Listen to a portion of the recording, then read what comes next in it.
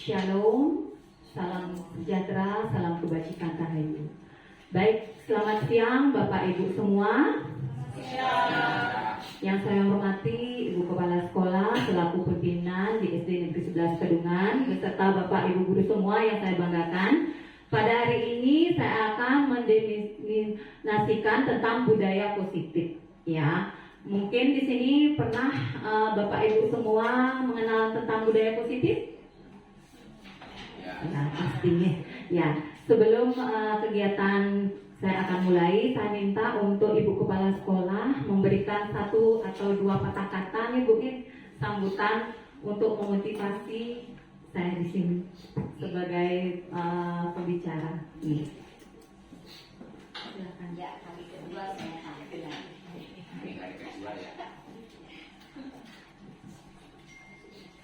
Ya, terima kasih atas waktu dan kesempatan yang diberikan. Sebelumnya izinkan saya mengawali dengan pamit kalimat. Om Swastiastu. Assalamualaikum warahmatullahi wabarakatuh. Salam nama budaya, salam kebajikan rahayu untuk kita semua. Yang saya hormati Bapak Ibu yang sudah hadir pada acara hari ini yang akan dibawakan oleh kedua rekan kita yang dari CGP untuk Ibu Hertika dan juga Ibu Dayu.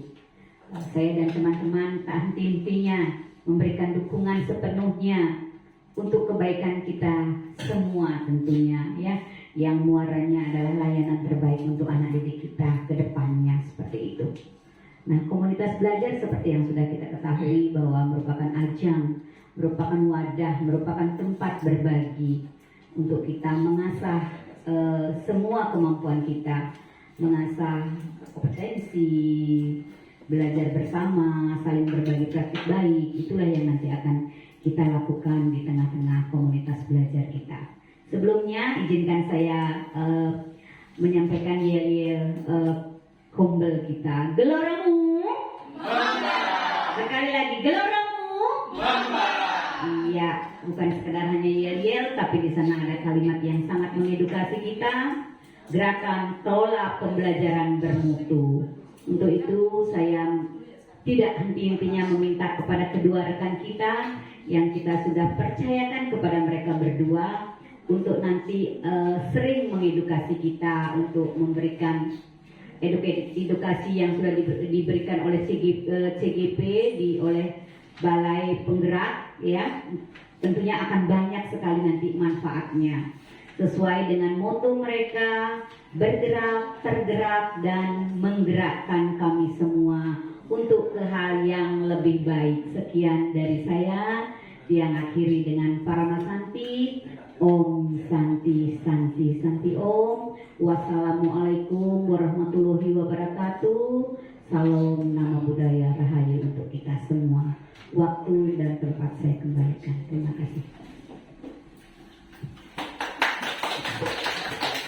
Baik, terima kasih banyak Ibu Kepala atas sambutannya pada pagi hari ini. Nah, Bapak Ibu semua mungkin di sini pernah nggak dengar kata desiminasi? Ya, desiminasi itu artinya penyebaran, Bapak Ibu ya, penyebaran tentang budaya positif. Ya, berarti mungkin dari Bapak Ibu di sini pernah dengar kata budaya positif. Nah, jadi budaya itu merupakan apa ya Bapak Ibu semua? Pernah nggak dengar budaya positif? Ya, siapa yang mau berpendapat? Silakan. Budaya itu lahir karena adanya kebiasaan. Kebiasaan menjadi budaya. Terima kasih. Tepuk tangan deh. Betul ya. Mungkin ada dari lain Ibu Parti mungkin. Iya, kalau saya sependapat dengan Pak Gus punya, jadi budaya positif itu kebiasaan yang positif, itu menurut saya. Oke, ya betul sekali. Tepuk tangannya lagi. Ya betul sekali tadi yang sudah disampaikan oleh Pak Gus dan Guru Pardi. Budaya positif itu adalah hal-hal yang baik, ya, keyakinan-keyakinan yang baik yang diterapkan begitu. Nah, jadi latar belakang dari apa yang kami buat di sini, dari yang saya buat di sini mengenai tentang budaya positif. Nah, jadi budaya positif ini merupakan materi yang berkesinambungan, ya, berkelanjutan maksudnya di sini ya, dengan filosofi pendidikan Ki Hajar Dewantara.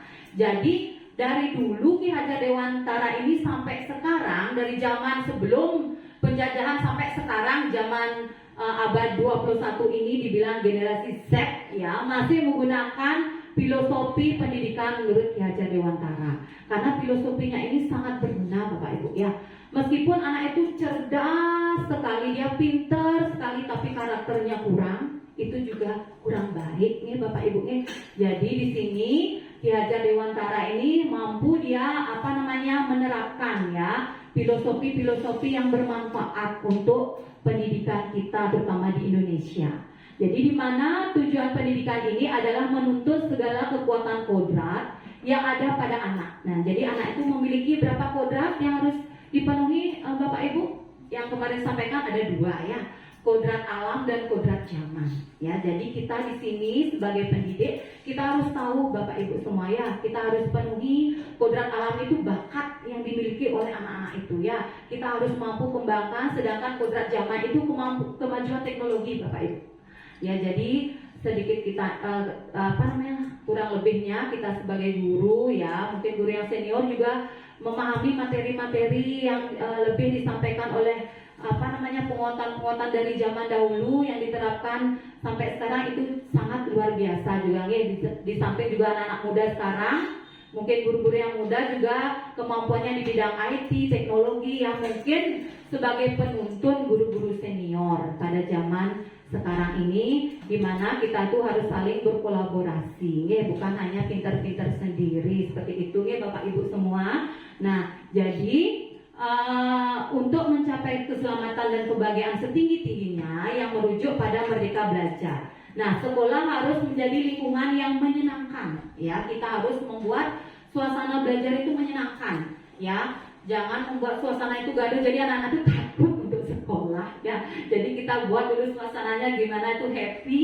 Dia berarti aku mau belajar, aku senang. Jadi dia siap pagi-pagi itu untuk berangkat ke sekolah itu dengan perasaan yang senang ya, bukan perasaan yang takut. Aduh, sekarang dapat pelajaran matematika aku takut ke sekolah, aku nggak berani ketemu sama bu guru atau pak guru. Nah, itu tidak bagus juga ya. Jadi kita membuat suasana kelas itu menyenangkan ya. Jadi di sini murid akan mampu menerima dan menyerap suatu pembelajaran bila di lingkungan sekelilingnya itu terasa aman dan nyaman ya. Jadi sebagai seorang pendidik yang profesional memiliki tanggung jawab sebagai yang pertama yang tadi saya bilang adalah menciptakan suasana lingkungan yang positif ya, yang terdiri dari warga sekolah itu saling mendukung, kemudian saling belajar, saling bekerja sama, sehingga terciptalah kebiasaan-kebiasaan yang baik ya. Di sini dibilang kebiasaan-kebiasaan yang baik ini adalah budaya-budaya positif yang ini diterapkan ya. Dari kebiasaan-kebiasaan baik akan tumbuh menjadi karakter ya, karakter baik warga sekolah, dan pada akhirnya karakter dari kebiasaan ini, hal positif ini dilakukan di sekolah dan harus ada disiplin diri yang kuat. Nah, jadi di sini disiplin diri yang kuat ini memang dari kebiasaan yang dilakukan anak-anak itu, jadi dia membentuk dari dirinya sendiri yang menjadi kuat ya, melakukan hal-hal yang baik tersebut. Nah, jadi sebagai motivasi intrinsik dari dalam diri murid-murid dan juga kita sebagai warga sekolah menanamkan budaya positif. Nah, disiplin diri ini mempelajari bagaimana cara mengontrol ya dan menguasai diri untuk memilih tindakan yang mengacu pada nilai-nilai yang dihargai, Bapak Ibu. Oke. Jadi di sini budaya positif ini adalah menerapkan keyakinan-keyakinan, hal-hal yang positif untuk peserta didik supaya menumbuhkan karakter peserta didik menjadi lebih baik lagi, seperti itu, dan intinya membuat pembelajaran menjadi menyenangkan. Nah, supaya tidak tegang, hari ini saya akan mengasih ice breaking ya Bapak Ibu semua. Bapak Ibu saya undang untuk bangkit berdiri. Ya, oke. sekarang dulu ada loh ya. Ya, ke atas Bapak Ibu. Udah ayo ke samping. Sekarang beri senyum temennya sampai kanan. Iya, senyum.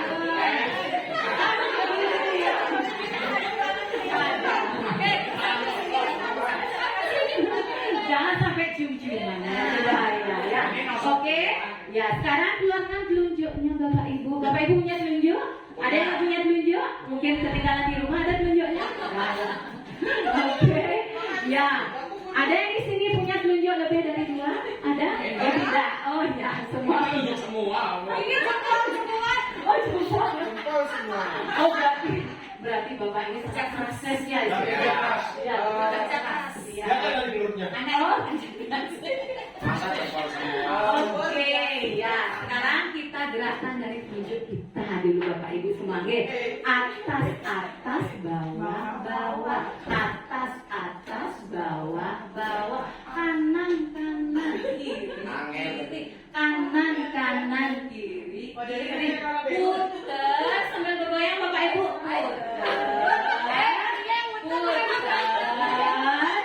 Coba sekarang pegang dahinya. Mana dahi Bapak Ibu?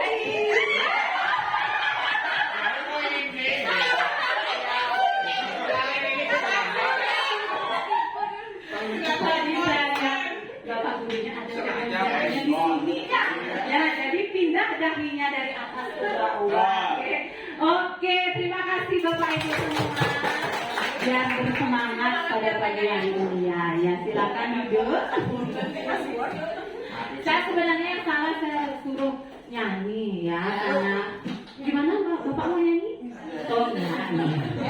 Mungkin ya, mungkin nanti suara emasnya nanti ya Pak G saat perpisahan nanti dinyanyikan lagunya.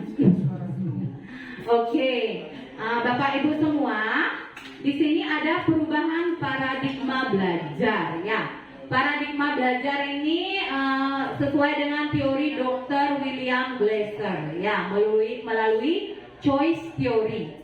Meluruskan beberapa miskonsepsi tentang makna kontrol di sini, maksudnya tentang kita sebagai apa namanya dikontrolkan, dikendalikan. Nah, sekarang saya tanya nih Bapak Ibu semua. Nah, Bapak Ibu kira-kira Bapak Ibu mau nggak ngasih seseorang yang belum Bapak Ibu kenal mana kira-kira kesukaannya dari Bapak Ibu? Ya, misalnya emasnya ini punya emas Intan Permata seperti itu ya. Jadi Bapak Ibu berikan kepada orang yang Bapak Ibu nggak kenal. Bapak Ibu mau nggak kira-kira? Tidak, ya pasti ya. Tidak mau ya, tidak mau melakukan hal tersebut. Nah di sini, ya, oh tergantung ya, ya tergantung kudus mungkin ya, mungkin lebih mahal harganya dari Intan Permata. Oke, ya baik ya. Semua orang bisa berpendapat, betul sekali ya. Nah di sini makna kata kontrol ya Bapak Ibu ya, kontrol itu kadang kita guru hanya sebagai kontrol gitu saja ya zaman dahulu, yaitu perlu diluruskan artinya, dimana yang pertama guru itu mengontrol murid ya. Mengontrol murid ini artinya sebetulnya kita tidak bisa mengendalikan murid seenaknya kita gitu loh. Kamu harus kerjakan ini, pokoknya cepat selesai. Gimana caranya biar dapat kamu istirahat? Itu nggak boleh sebenarnya ya. Cepat-cepat kamu kerjakan. Kalau nggak kamu selesai, kamu nggak boleh istirahat. Itu nggak boleh sebenarnya kita lakukan ya. Nah, harus ada dorongan dari sendirinya ya. Harus saya harus melakukan hal ini, saya ingin menjadi lebih baik lagi gitu. Bukan karena kejar-kejaran biar dapat dia nilai 100, biar dapat dia cepat-cepat keluar untuk istirahat. Itu nggak boleh sebenarnya Bapak Ibu. Kemudian yang kedua, penguatan positif yang efektif dan bermanfaat ya. Semisal bujukan dan nasihat-nasihat, jika terlalu dalam, murid bisa ketergantungan dan tidak mandiri dalam mengontrol dirinya. Jadi terlalu banyak kasih wejangan-wejangan, misalnya ya wejangannya lebih, itu juga tidak bagus nih Bapak Ibu. Jadi anak-anak itu merasa dia nggak mau ini mengungkapkan, dia tuh misalnya hal positif yang dari dirinya sendiri itu dia takut untuk mengungkapkan gitu. Jadi misalnya kita doktrin, nah istilah bahasa kerennya doktrin gitu ya. Kita harus ini, kamu harus begini biar pinter, kamu ini kalau kayak gini mana kamu nanti jadi anak yang jelek, kamu nanti gitu, tidak boleh ya. Kita nggak boleh Bapak Ibu ya. Jadi anak itu punya dia bakat dari dirinya sendiri dari sejak lahir ya, dia tuh punya ya. Begitu jadi kemudian yang ketiga di situ ada kritikan. Nah, kritikan dapat membuat orang merasa bersalah, dapat menguatkan karakter. Nah, jadi kritikan itu misalnya kritikannya yang jelek-jelek gitu ya, misalnya yang bagus-bagus. Ada nggak kritikan yang bagus Bapak Ibu selama ini? Oh, tidak ya. Kritikan itu pasti yang negatif ya, itu tidak boleh ya. Kalaupun kita harus mengeluarkan kritikan, maka kritiklah itu secukupnya ya, jangan banyak-banyak ya. Kalau banyak-banyak itu apa namanya Pak Ibu, digoreng, kemudian singkong itu digoreng, apa namanya ya, keripik ya, bukan keripik ya. Jadi harus membangun, bukan malah membuat orang yang tidak percaya diri. Nah, jadi kalau bisa Bapak Ibu ya, di sini jangan kita sampai mengkritik anak-anak kita ya. Lakukanlah hal, apalagi anak-anak kita ini masih sekolah dasar ya, masih dia belum tahu nih, belum mengenal gitu mana yang terbaik yang harus dia lakukan. Istilahnya kita menggali di sini gininya dia, karakternya dia supaya lebih baik lagi gitu. Jadi yang keempat, orang dewasa memiliki hak untuk memaksa. Maksudnya di sini menentukan pilihan adalah hak masing-masing manusia. Nah, di sini maksudnya kita sebagai guru, anggaplah sebagai guru yang mohon maaf ini yang senior gitu, maksudnya kita tuh harus patuh dengan guru yang senior ini, itu bukan gitu. Maksudnya di sini nih, anak ini misalnya kita sebagai guru, anak itu harus 100% patuh sama kita dengan apapun itu, misalnya sikap kita, keinginannya kita, itu anak-anak tuh harus ngikut kita, bagaimana caranya harus dilakukan, itu adalah hal yang salah ya. Jadi kita yang di sini adalah mempunyai nanti kebutuhan dasar dari setiap manusia itu harus mereka dapatkan seperti itu nih. Nah, kemudian di sini yang kedua ada perubahan paradigma. Ya, perubahan paradigma ini dari Stephen Covey ya. Itu pada tahun 1991 mengumumkan bahwa bila kita ingin membuat kemajuan perlahan, sedikit demi sedikit ubahlah sikap atau perilaku Anda. Namun bila kita memperbaiki cara-cara utama kita, maka kita perlu mengubah kerangka acuan. Ubahlah paradigma Anda melihat dunia, bagaimana Anda berpikir tentang manusia.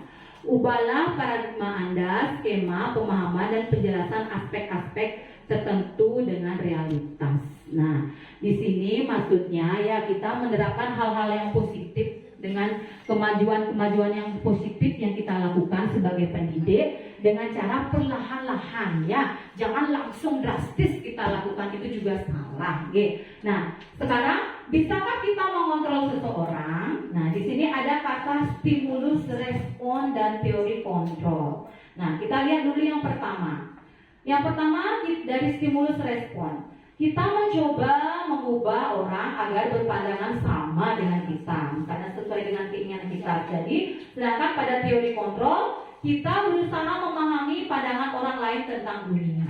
Nah, seperti itu ya. Kemudian yang kedua, perilaku buruk dilihat sebagai suatu kesalahan. Nah, kalau pada teori kontrol, semua perilaku memiliki tujuan. Nah, jadi yang ketiga, orang lain bisa mengontrol saya. Nah, yang ketiga di sini pada teori kontrol, hanya Anda yang bisa mengontrol diri. Nah, seperti itu.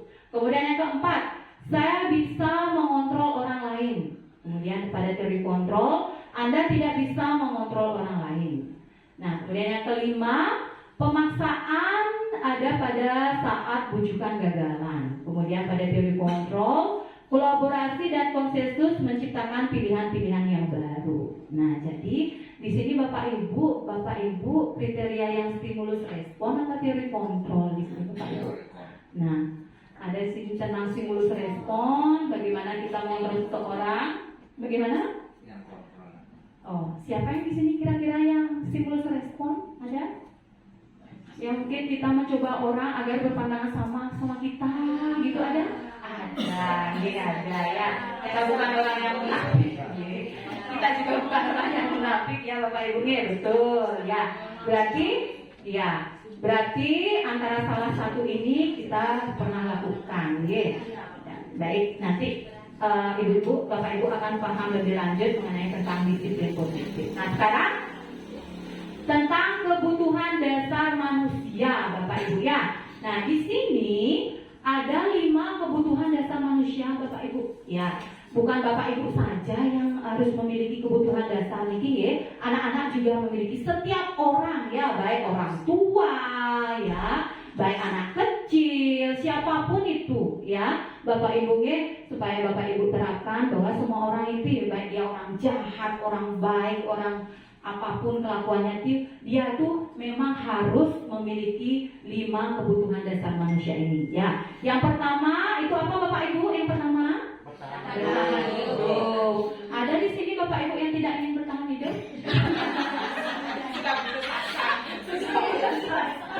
Ya pasrah. Ya pasrahkan. Jadi kebutuhan di sini ya untuk peserta didik itu adalah bertahan hidup ya. Baik segi dia makanan, kesehatan, kemudian dia itu aktivitas yang dilakukan supaya dia tetap sehat ya, sehat baik jasmani dan rohani. Nah seperti itu. Kemudian kasih sayang yang kedua ya. Ada di sini Bapak Ibu yang kurang kasih sayang mungkin?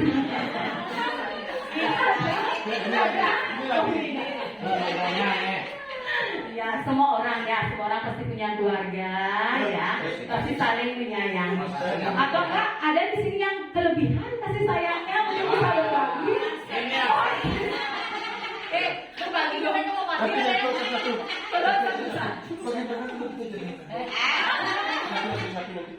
Mungkin saya lihat Bu Elis di sini. Bu Elis gimana Bu Elis? Apakah kelebihan kasih sayang atau cukup ya bagus? Pas. Oke. Ya, jadi di situ yang nomor 2. Kemudian yang ketiga ini kebebasan. Ya. Ya, kebebasan di sini artinya peserta didik ini bebas dia mengembangkan dia apa aja keinginannya dia gitu. Misalnya tentang pengembangan diri nih, ya istilah pengembangan diri atau enggak apa kegiatan yang dilakukan di sekolah. Jadi mereka itu disuruh nih dulu apa sih dia mau gitu. Jangan misalnya fasilitas di sarana dan prasarana yang mendukung, terutama jika fasilitas dan sarananya mencukupi ya, memadai. Jadi anak-anak diarahkan dia tuh memiliki kebebasan untuk memilih gitu sebenarnya Bapak Ibu. Oke. Baik dia dengan misalnya nih di sini dengan cara pengajaran kita di kelas. Nah, jadi anak itu misalnya tentang perkalian nih, ya contoh nih perkalian, anak itu bisa dia perkalian itu merupakan boleh juga penjumlahan yang berulang, itu juga bisa, misalnya 2 kali 2 gitu. Berapa 2 kali 2? Bapak Ibu ada yang nggak tahu? Oh, ya misalnya 2 kali 2 itu 4, boleh anak-anak 2 ditambah 2 gitu, boleh dilakukan atau enggak dia menghafal ya. 2-nya ada, 2 kali juga boleh. Itu kebebasan dia ya. Kita kita tidak boleh melarang Bapak Ibu ya. Jangan memponis anak itu, ini loh yang kamu harus lakukan, ini supaya kamu bisa teori guru ini yang paling bagus. Itu jangan, ya nggak boleh. Kita harus memberikan kebebasan. Kemudian yang keempat itu kesenangan. Ya, kesenangan Bapak Ibu di sini. Jadi anak-anak itu buatlah suasana pembelajaran ini menjadi menyenangkan. Hal-hal yang baik dilakukan gitu. Tapi jangan juga kesenangannya ini berlebih ya. Senang-senang terus kadang lupa belajar, itu jangan juga ya. Nah, maksudnya di sini kesenangannya ini misalnya dia itu senangnya belajar dengan benda-benda yang konkret. Ya, kadang anak kelas kecil mungkin kelas 1, kelas 2, kelas 3 mungkin sulit untuk menerapkan misalnya penjumlahan seperti itu. Mungkin ada beberapa anak yang mungkin IQ-nya mungkin ada yang berbeda ya, ada yang pintar, ada yang masih kurang gitu. Jadi kita bawa nih misalnya penjumlahan tentang ini 2 ditambah 4 gitu misalnya. Bapak Ibu punya semangka nih, ya Bapak Ibu punya semangka. Nah kemudian Bapak Ibu contohkan, nah semangkanya ada misalnya 2 nih, kemudian diberikan untuk 4 orang, gitu. Bagaimana caranya? Dibelahlah. Nah gitu. Jadi secara konkret Bapak Ibu bisa lakukan, dan meskipun juga tentang pecahan juga, ya misalnya punya 1 semangka nih, dibagi untuk 2 orang. Nah berapa kira dapat? Jadi semangkanya itu dipecah. Nah jadi dapatnya berapa? Setengah, seperti itu ya. Boleh dipakai dengan benda yang konkret seperti itu ya. Kemudian tentang penguasaan ya. Nah jadi penguasaan di sini artinya Bapak Ibu ya, dia itu merasa diakui bahwa dirinya itu bisa gitu ya. Bukan dalam artian dia ini sombong, bukan ya. Jadi penguasaannya ini dia itu memang anak itu ini berbakat gitu ya. Berarti bakatnya ini diakui seperti itu. Tetapi penguasaannya ini kadang-kadang anak itu kadang dapat nilai yang kecil itu diejek sama temennya. Itu nggak boleh sebenarnya. Ada kasus dulu murid saya, dia itu mendapat nilai yang jelek. Misalnya nama murid saya ini Amira ya. Amira ini mendapatkan mendapatkan nilai yang jelek. Kemudian dia ini diejek sama Ali. Nah ini Amira nilaimu jelek sekali. Nah itu membuat dia itu gimana, down ya. Tidak boleh itu sebenarnya ya. Tidak boleh kata ejek itu nggak boleh ya.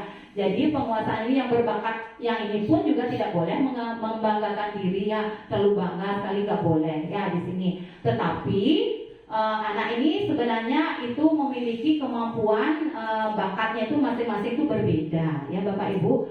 Tentang penguasaan ini mungkin si anak yang dia nggak mampu ini dalam seni dia mampu gitu.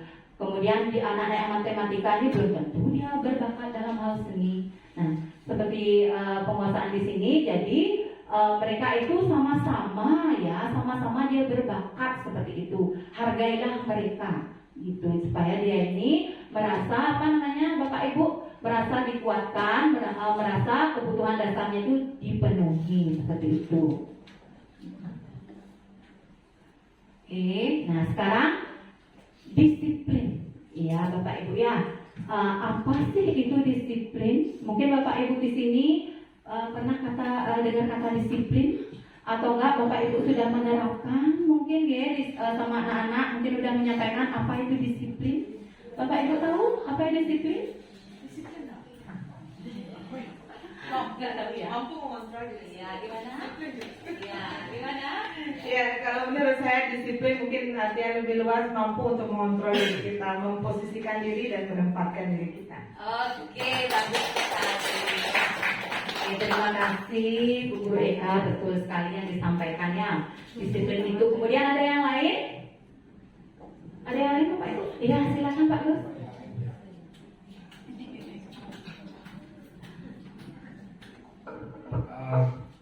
Menurut saya disiplin itu penyesuaian antara tujuan dan usaha. Jika ingin kurus, ya usahanya harus sesuai. Iya.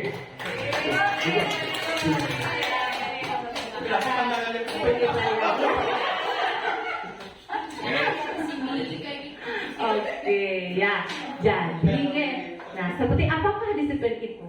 Nah, disiplin itu adalah suatu kebiasaan yang dilakukan dengan cara bertanggung jawab. Seperti itu, misalnya ke sekolah datang tepat waktu nih. Nah, jadi dia dengan kebiasaan dia di pagi hari datang. Jadi merupakan dia apa? Disiplin yang merupakan tanggung jawabnya dia. Gitu intinya ya. Nah, sekarang saya akan jelaskan lebih lanjut lagi. Nah, makna dari disiplin ya. Ketika mendengar kata disiplin, apa yang terbayang di benak Anda ya, di benak Bapak Ibu? Apa sih yang terlintas di pikiran Anda?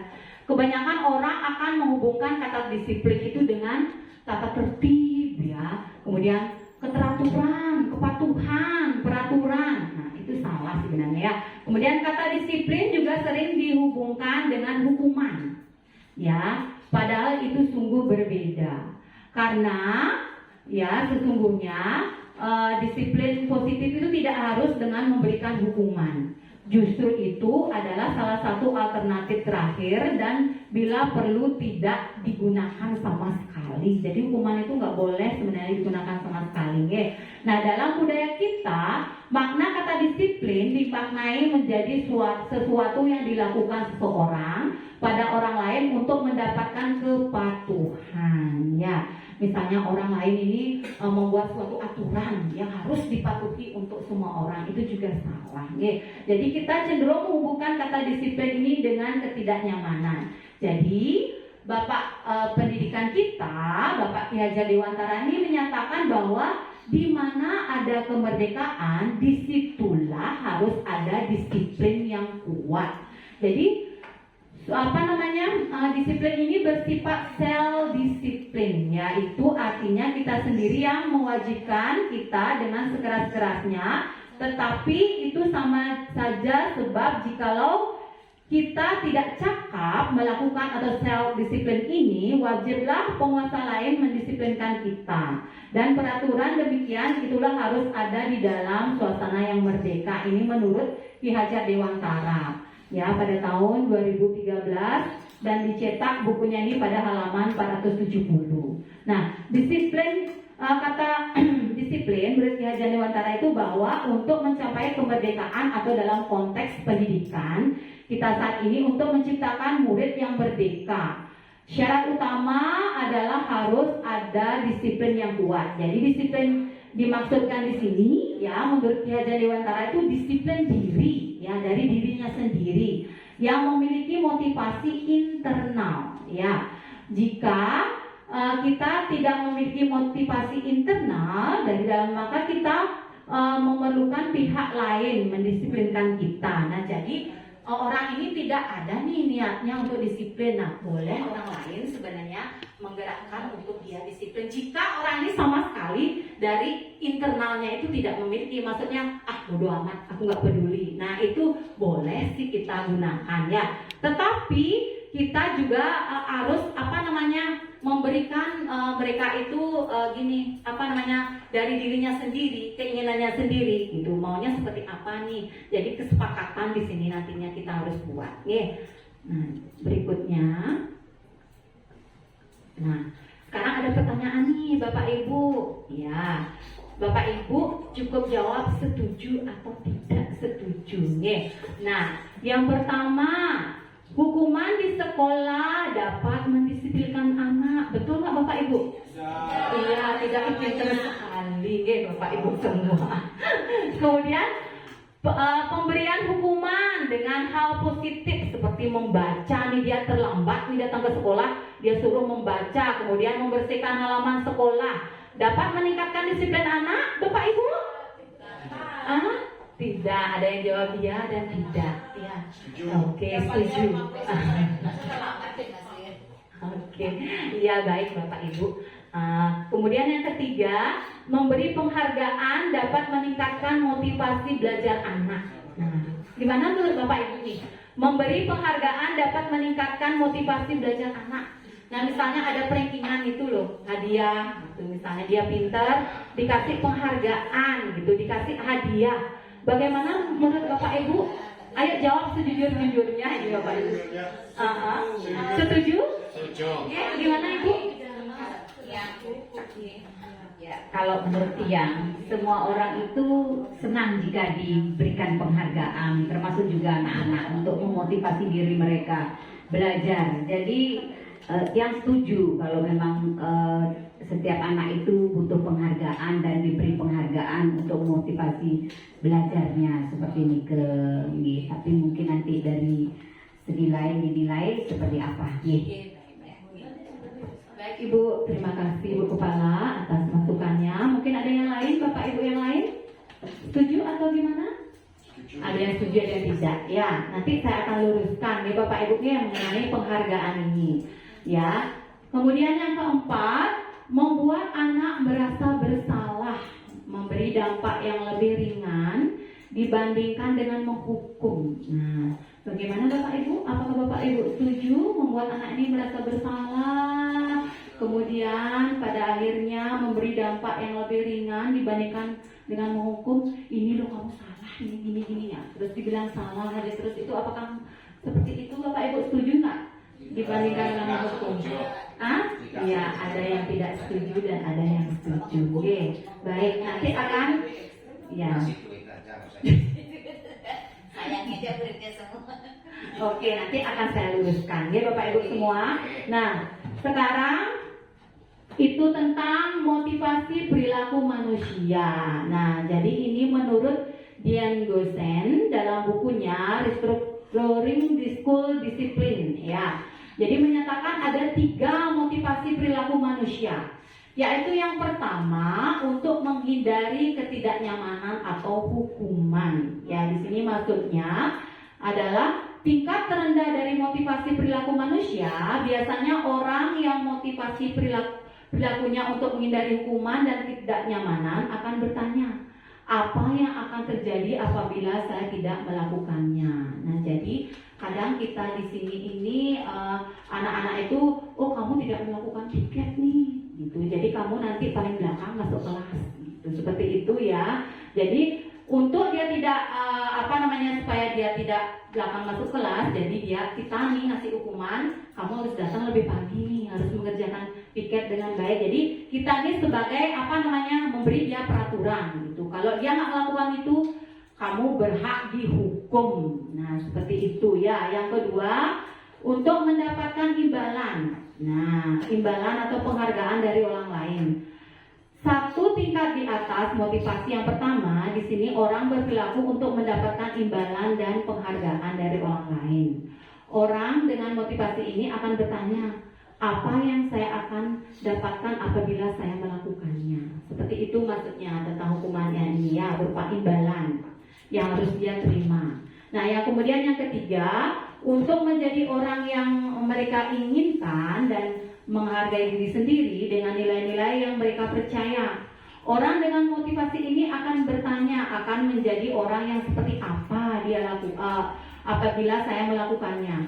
Mereka melakukan sesuai karena nilai-nilai yang mereka yakini dan dapat dihargai, dan mereka melakukannya karena mereka ingin menjadi orang yang melakukan nilai-nilai yang mereka yakini. Nah, jadi di sini ada 3 ya teori dari Gosen itu. Untuk menghindari ketidaknyamanan dan hukuman, kemudian untuk mendapatkan imbalan atau penghargaan, yang ketiga untuk supaya dia itu merasa menghargai dirinya sendiri, seperti itu ya. Nah, kemudian ada nilai-nilai kebajikan ya Bapak Ibu di sini. Apa sih nilai-nilai kebajikan itu? Nah, apa sih nilai-nilai kebajikan universal itu? Nah, nilai-nilai kebajikan menurut Dian Gosen tahun 1998 itu mengungkapkan bahwa dengan mengaitkan nilai-nilai kebajikan yang diyakini, seseorang akan memiliki atau motivasi intrinsik ya dari dalam akan terbangun sehingga menggerakkan motivasi dari dalamnya untuk mencapai tujuan yang mulia yang diinginkan. Nah, jadi nilai-nilai universal ini merupakan nilai ada di 6 profil pelajar Pancasila ya. Mungkin Bapak Ibu ini sudah tahu apa saja itu Bapak Ibu nilai 6 profil pelajar Pancasila. Yang pertama ada beriman ya, bertakwa kepada Tuhan Yang Maha Esa, ini harus diterapkan ya. Kemudian mandiri ya, bernalar kritis, berkebinekaan global, bergotong royong dan kreatif. Ya, ini nilai-nilai ini Bapak Ibu ya harus kita terapkan Bapak Ibu pada zaman sekarang ini, pada zaman penerapan kurikulum merdeka ini. Nah, jadi nilai-nilai ini sangat penting diterapkan ya.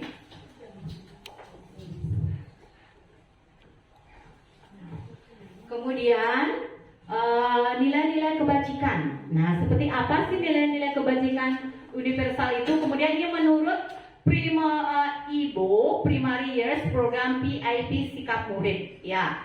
Nah, ini dia mengungkapkan bahwa nilai-nilai kebajikan universal itu adalah toleransi, rasa hormat, integritas, mandiri, menghargai, antusias, empati, keingintahuan, kreativitas, kerjasama, percaya diri, dan komitmen. Ya, ini menurut Ibu primary years pada program PIP di sini ya. Kemudian yang ketiga itu ada 9 pilar karakter. Itu dari Indonesian History Foundation atau IHF ya. Di sini dia mengungkapkan bahwa nilai kebajikan itu adalah cinta Tuhan dan segenap ciptaannya. Itu menurut dia nih. Kemudian kemandirian dan tanggung jawab, dan juga kejujuran, amanah, diplomatis, hormat dan santun, dermawan, suka menolong dan gotong royong, percaya diri, kreatif dan bekerja keras, kepemimpinan dan keadilan, baik hati dan rendah hati,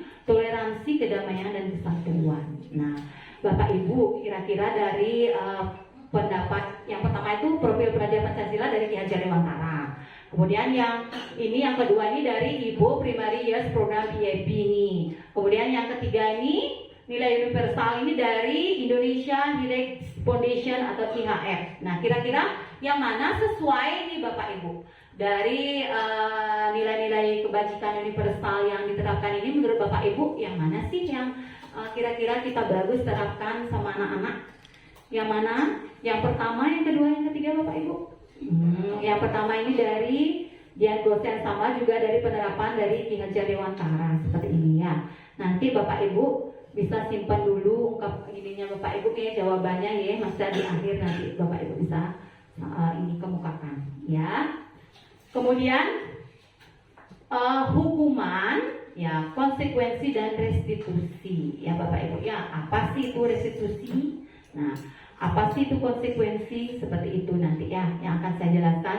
Nah, dalam menjalankan peraturan ataupun keyakinan di kelas atau di sekolah, bila mana ada suatu pelanggaran, tentunya sesuatu harus terjadi ya. Nah, jadi Bapak Ibu di sini untuk kita perlu meninjau ulang tindakan penegakan peraturan atau keyakinan kelas kita, berarti tindakan terhadap suatu pelanggaran pada umumnya berbentuk hukuman atau konsekuensi ya. Nanti Bapak Ibu akan saya aja mana yang termasuk hukuman dan mana yang termasuk konsekuensi supaya lebih paham ya. Jadi nanti ada restitusi. Nah, apa sih restitusi itu? Nah, restitusi itu adalah proses menciptakan kondisi bagi murid untuk memperbaiki ya, untuk di sini ya memperbaiki kesalahan mereka sehingga mereka bisa kembali pada kelompok mereka. Ya, dengan karakter yang lebih kuat. Ini juga dari Gosen juga ya. Pada tahun 2004 dia juga mengungkapkan. Kemudian restitusi ini juga merupakan proses kolaboratif ya, kolaboratif yang mengajarkan murid untuk mencari solusi ya, bagaimana sesuai dengan permasalahan yang terjadi seperti itu.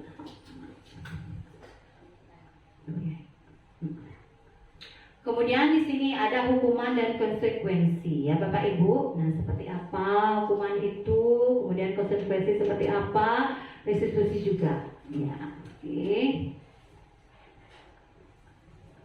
Nah, di sini Bapak Ibu, ya, saya ajak Bapak Ibu untuk berkomentar di sini ya. Nah, hukuman atau konsekuensi. Yang pertama, mencatat 100 kali di dalam buku kalimat. Saya tidak akan terlambat lagi karena terlambat ke sekolah. Nah, itu termasuk hukuman atau konsekuensi Bapak Ibu? Iya, ada yang bilang konsekuensi, ada yang bilang hukuman. Oke, nanti kita akan cek ya Bapak Ibu. Kemudian lari mengelilingi lapangan basket 2 kali ya karena terlambat hadir ke sekolah. Biasanya Bapak guru PJOK apakah memberikan ini Pak? Lari? Oh ya, hukuman. Ya, kemudian murid diminta push up 15 kali tidak menggunakan masker ya, zaman Covid ini mungkin ya. Atau enggak murid ini sedang sakit ya, Bapak Ibu mungkin lihat ya cengas-cengis gitu, pluk gitu. Jadi Bapak Ibu suruh push up ya 15 kali ya. Apakah bagus itu termasuk hukuman atau konsekuensi?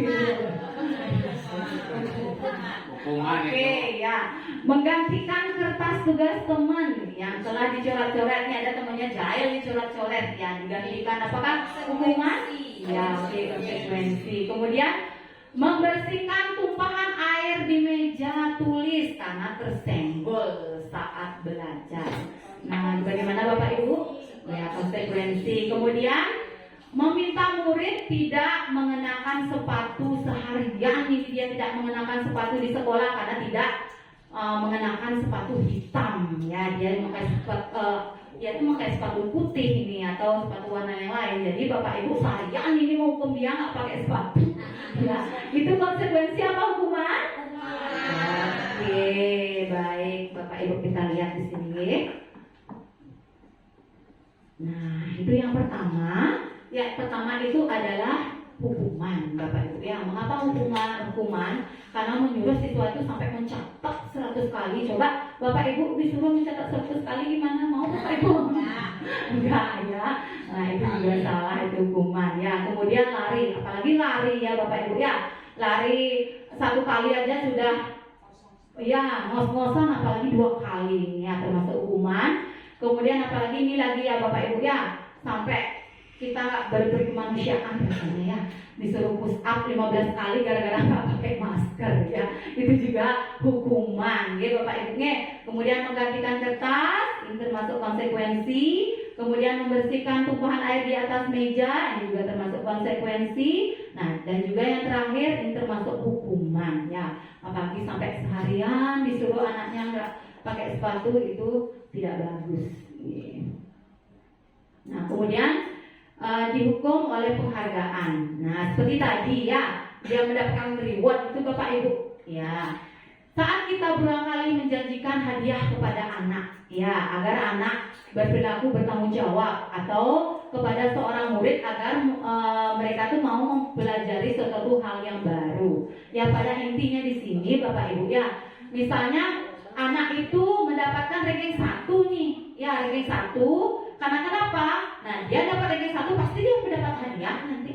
Nah, itu merupakan sebenarnya hal yang salah Bapak Ibu ya. Di sini saya meluruskan mengapa hal yang salah. Karena dia pasti terganggu nih, kesehatannya terganggu Bapak Ibu. Jadi dia berpikir dari rumah, belajar mati-matian, sampai dia pusing, sampai mual-mual. Gimana sih caranya supaya dapat hadiah dari ibu guru?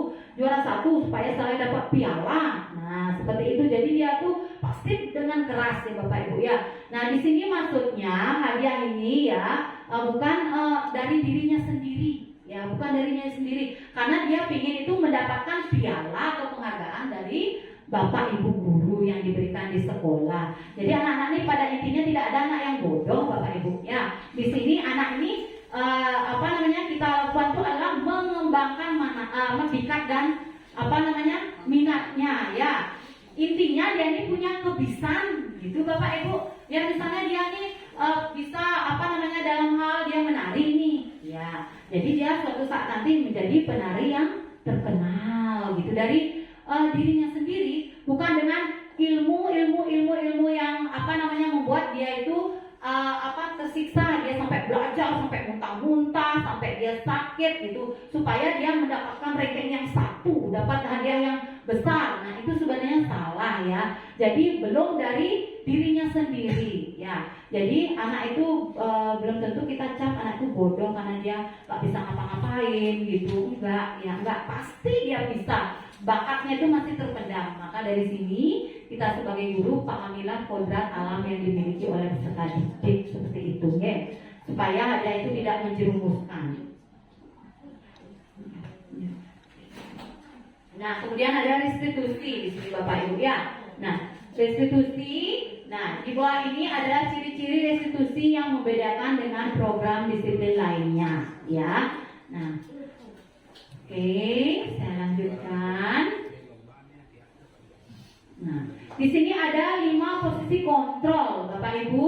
Ya, di sini ada 5 posisi kontrol. Ya, menurut Dr. William Glasser, ya, berkesimpulan bahwa ada 5 posisi kontrol yang diterapkan oleh seorang guru, orang tua ataupun atasan dalam melakukan kontrol. Ya, nah, apakah 5 posisi kontrol itu? Yang pertama itu penghukum, Bapak Ibu ya. Yang kedua pembuat rasa bersalah, ya. Kemudian yang ketiga ada teman, ada pemantau, kemudian ada manajer, ya. Di sini yang kira-kira yang pernah Bapak Ibu lakukan yang mana Bapak Ibu? Apakah sebagai penghukum, pembuat rasa bersalah, kemudian sebagai teman, sebagai pemantau, sebagai manajer. Saya yakin Bapak Ibu semua di sini pasti pernah melakukan ya, baik itu Bapak Ibu sebagai penghukum. Kita tidak sempurna Bapak Ibu ya. Kita pasti pernah melakukan hal-hal yang salah. Nah di sini kita akan introspeksi diri dan melakukan perubahan gitu intinya Bapak Ibu ya, supaya hal-hal yang salah tidak dilakukan lagi seperti itu ya. Jadi Bapak Ibu di sini janganlah kita sebagai guru itu menghukum anak-anak ya. Jadi menganggap anak itu salah aja, kapan dia baiknya gitu. Salah terus kan jelek ya, nggak ada baik-baiknya. Nah jadi di sini pembuat rasa bersalah ya. Jadi dia melakukan hal yang kecil aja. Jadi mereka itu, kita tuh nyalain, oh ini loh kamu lakukan, ini salah. Jadi dia terus selalu mengingat kesalahannya Bapak Ibu. Mungkin sampai mati dia ingat ya kesalahannya itu. Atau nggak dendam bersumpah ya gitu. Ya, kemudian di sini ada teman ya, posisi teman. Kita ini sebagai teman bagi anak-anak ya. Ayo anak-anak kita belajar, mari kita buka bukunya gitu. Kadang kita, ayo anak-anak silakan cari halaman sendiri, buka bukunya. Nah itu salah ya, jangan ngejar yang murid buka buku. Lucu kadang halamannya bingung, itu jangan ya. Jadilah kita sebagai teman ya Bapak Ibu di sini ya, supaya dia itu merasa dekat, dia mampu mengungkapkan isi hatinya kepada kita gitu ya. Jadi dia itu nggak takut nih belajar ya. Baru mau orang buka buku aja, bukannya belajar katanya. Ya itu salah ya. Jadi posisi kita di sini kita harus sebagai teman ya. Nah, oke, sekarang sebagai pemantau ya. Ya, sebagai pemantau di sini kita memantau kemampuan anak-anak nih ya, dari luar. Misalnya kita memantau anak-anak bagaimana sih dia lakukan gitu, hal-hal yang baik dia lakukan. Nah kemudian sebagai manajer ya, sebagai manajer di sini yaitu adalah baik dia sebagai teman ya, baik dia sebagai pemantau, sebagai yang terbaik dari 5 posisi kontrol ini Bapak Ibu ya. Dimana posisi manajernya ini misalnya sebagai contoh nih, saya yakin Bapak Ibu pasti belum paham ya mengenai manajer ini. Nah misalnya ya Bapak Ibu ya, seandainya saya nggak masuk kelas, kemudian ada guru pengganti yang datang. Nah datang guru pengganti saya karena saya sakit, datanglah guru baru. Nah kemudian guru baru ini masuk ke kelas. Nah kemudian guru baru ini mengucapkan salam sama murid-murid. Nah kadang murid itu lain dia nih, siapa ini gitu, dia kadang nggak respon baik dia. Kemudian dia guru yang baru ini memberikan tugas dia. Kemudian anak ini kayak seolah-olah nggak mengerjakan. Oh itu bukan wali saya, nggak usah saya ngerjain, buat apa saya ngerjain gitu. Nah jadi begitulah sikap murid itu ya. Kemudian apa yang terjadi, anak ini tidak mengerjakan tugasnya Bapak Ibu ya, karena kenapa? Karena dia bukan wali kelasnya. Nah kemudian jadi guru barunya ini menyampaikan ini kepada saya ya, dia menchat kepada saya, Bu, tadi saya masuk kelas Ibu bahwa muridnya ini ada yang nggak mengerjakan tugas. Nah seperti itu. Nah jadi apa yang saya lakukan? Nah saya berposisi sebagai manajer di sini. Manajer, gimana maksudnya manajer? Nah saya menerima masukan dari guru yang baru itu. Kelakuan anak saya itu seperti apa? Saya terima. Oh terima kasih Bu atas masukannya Ibu, penyampaian Ibu tentang pembelajaran hari ini di kelas, nanti akan saya tindak lanjuti. Nah jadi anak yang bersalah ini saya panggil ya Ibu, Bapak Ibu saya panggil, tapi saya panggil bukan dengan galak-galak ya, kamu kesini. Nah ini apa yang kamu lakukan itu bukan ya. Jadi saya panggil baik-baik di sini ya. Nah mengapa gimana? Saya panggil misalnya namanya Yura, bagaimana Yura? Sudah mengerjakan tugas kemarin? Gitu dia bilang. Ya, dia pasti menjawab nih. Kalau dia berbohong misalnya, saya udah buat. Nah, kalau udah buat mana buktinya? Kita tanyakan ya, alasannya itu seperti apa? Ya, kita tanyakan dengan baik. Nah, di sini posisi manajer ini kita melakukan tindakan hal yang baik ya, validasi tindakannya dia gitu. apa alasannya buru-buru nggak ada kemarin, kalian seenaknya aja nggak mengerjakan tugas. Nah itu kita panggil sama-sama. Nah ini si Yura ini melanggar keyakinan kelas apa prinsip diri. Nah kita tanyakan baik-baik ya, apa sih berarti dia melanggar keyakinan kelas, ada alasan-alasannya. Nah jadi kita meluruskan ini ya, kita meluruskan. Nah kita menanyakan nih keyakinannya, apakah tindakan Yura itu bagus nggak? Yang tadi yang Yura lakukan itu bagus nggak? Salah Bu Guru. Nah kalau salah, apa yang Yura harus lakukan? Nah jadi dia pasti memperbaiki dirinya ya. Nah disitulah namanya posisi manajer Bapak Ibu ya. Bapak Ibu bisa mengontrol sebagai di sini posisi Bapak Ibu sebagai teman ya, kemudian sebagai pemantau dan juga sebagai validasi tindakannya ya, supaya hal ini kesalahpahaman ini bisa diluruskan seperti itu. Gimana Bapak Ibu sudah paham mengenai tentang manajer? Ya.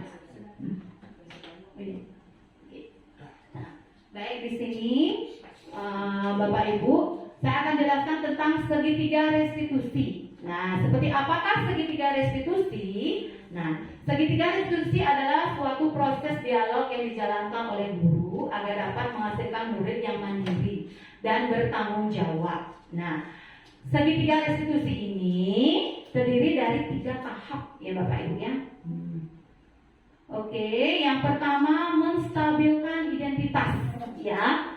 Yang pertama menstabilkan identitas itu berdasarkan prinsip-prinsip membuat kesalahan. Seperti tadi nih, misalnya dia tidak membuat topi saat upacara bendera. Apa hal yang Bapak Ibu lakukan? Yang pertama itu menstabilkan identitas. Ya, menstabilkan identitas ini Bapak Ibu mau mencari tahu ya, mencari tahu apa sih penyebabnya dia tidak membawa topi atau dasi seperti itu misalnya ya. Nah, kemudian validasi tindakan. Ya, validasi tindakan ini adalah alasannya. Mengapa sih dia tidak membawa topi dan dasi, itu pasti ada alasannya Bapak Ibu. Ya, mungkin dia ketinggalan di rumah atau dia dari pulang kampung buru-buru gitu ke ke kota, ke Denpasar, jadi tanpa sengaja itu ketinggalan seperti itu. Nah, kemudian itu ada menanyakan keyakinan.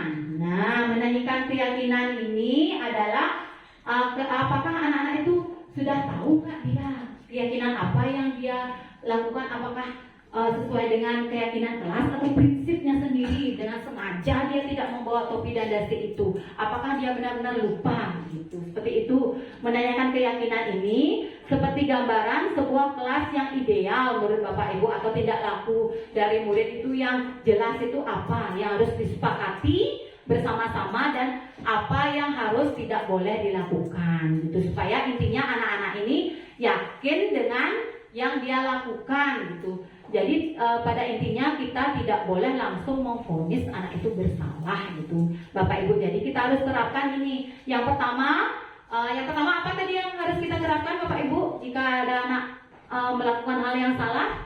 Yang pertama apa yang harus dilakukan? Menstabilkan identitas dulu Bapak Ibu ya. Nah, jangan langsung menghukum, stabilkan dulu identitasnya. Kita tanyakan dulu, gimana sih dia nih? Kok dia nggak bawa apa sih? Gitu. Kemudian, yang kedua itu apa yang harus dilakukan Bapak Ibu? Iya, validasi tindakan yang salah. Ya, maksudnya validasi tindakan yang salah ini, misalnya dia tuh tinggal topinya di rumah gitu loh. Nah, itu adalah hal yang salah.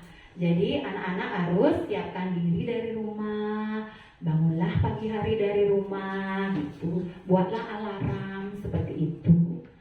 Nah, kemudian yang ketiga apa yang harus dilakukan Bapak Ibu? Iya, menanyakan keyakinan kelas ya. Nah, jadi setelah Bapak Ibu tahu alasannya, Bapak Ibu tanya nih, nah Yura, keyakinan kelas apa ya Yura? Tadi Yura tidak lakukan. Nah, kalau tidak membawa topi dan dasi, keyakinan apa Bapak Ibu? Apa yang tidak lakukan? Dia tidak membawa topi dan dasi? Kira-kira? Ya disiplin ya. Disiplin, tanggung jawab mungkin ya. Dia tidak bertanggung jawab. lengkap ya. Kemudian ya, oke ya. Nah, di sini ada penerapan restitusi ya Bapak Ibu ya. Menurut Dian, nah saya sebentar aja dulu ya. Oke. Salam dan bahagia Ibu dan Bapak guru hebat. Pada video kali ini kita akan membahas tentang salah satu program disiplin positif yang diterapkan di lingkungan sekolah yang dikenal dengan nama restitusi.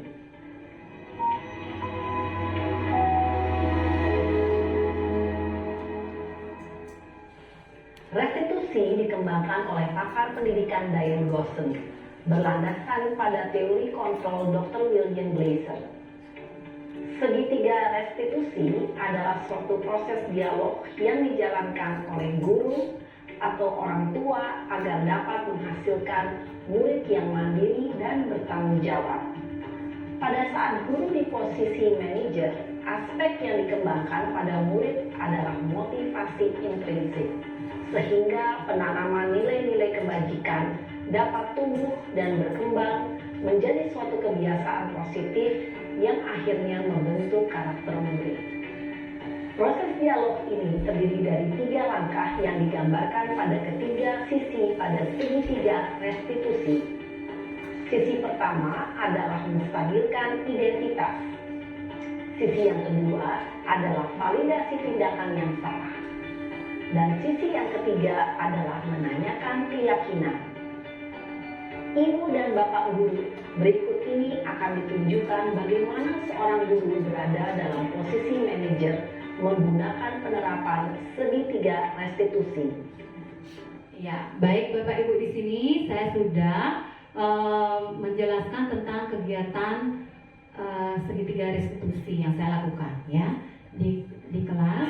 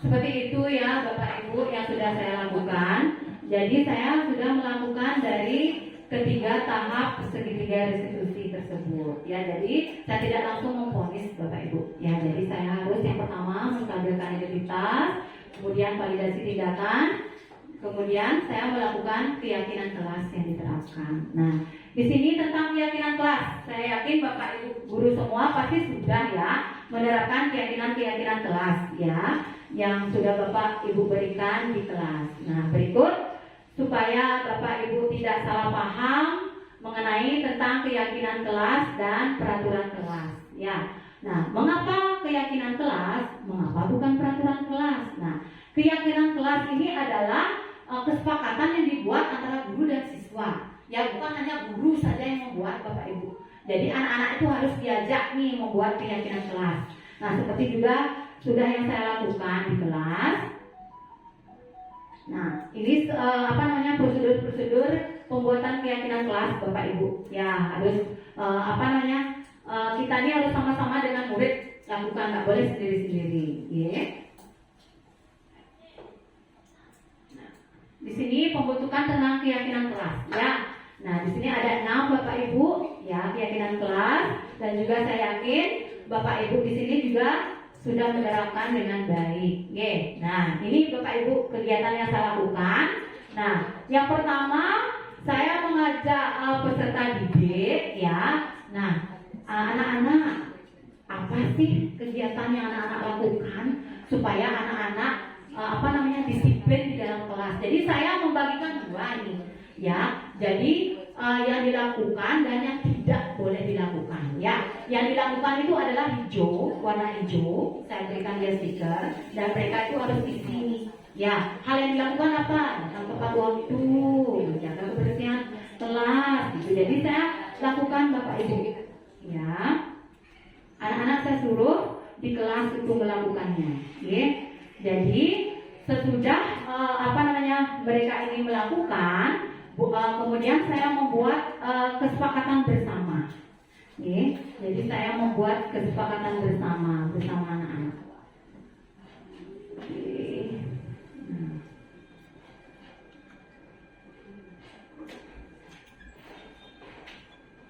Seperti ini Bapak Ibu, ya.